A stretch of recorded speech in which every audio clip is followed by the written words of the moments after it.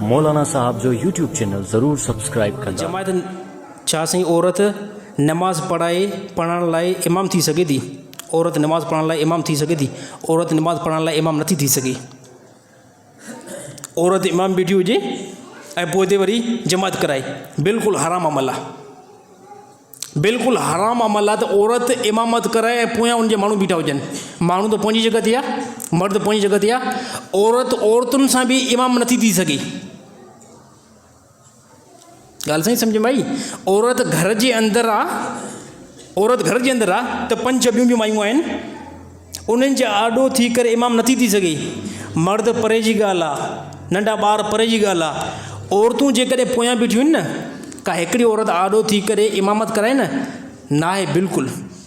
नबी सल्लल्लाहु अलैहि वसल्लम जे ज़माने जे अंदरि बि ईअं न थियो आहे, सहाबा जे ज़माने जे अंदरि बि ईअं न थियो आहे, ताबईन जे ज़माने जे अंदरि बि ईअं न थियो आहे त औरत इमाम थी करे पोयां औरतुनि खे जमायती नमाज़ पढ़ाए, बिल्कुलु न आहे। नबी सल्लल्लाहु अलैहि वसल्लम जे ज़माने जे अंदरि हा ईअं थियो त नबी सल्लल्लाहु अलैहि वसल्लम नमाज़ पढ़ाई, औरतूं पोयां अची करे नमाज़ पढ़ी। मर्द जेको आहे इमाम आहे त औरतूं पोयां जमायत सां नमाज़ पढ़ी सघनि थियूं।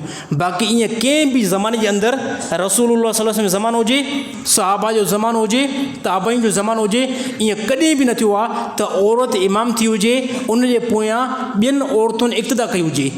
इहो बिल्कुलु शरफ़ जेको अलाह ताला कंहिं औरत खे न, बल्कि अलाह ताला मर्दनि जे लाइ इहो हुकुम ॾिनो आहे त मर्द जेको इमाम थी सघे थो, हा उन मर्द जे पोयां औरत इक़्तिदा करे सघे थी।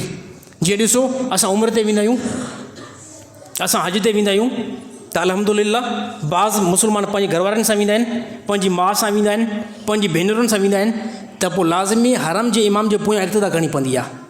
त हे इक़्तिदा बिल्कुलु जाइज़ इक़्तिदा आहे त इमाम जेको आहे मर्द हुजे, पोयां औरतूं बीह सघनि थियूं। बाक़ी कंहिं क़िस्म जो कोई बि जाइज़ न आहे औरत इमाम थी। अलाह ताला इन तमामु फैलनि खां मुस्लमान खे बचाइण जी कोशिशि करे।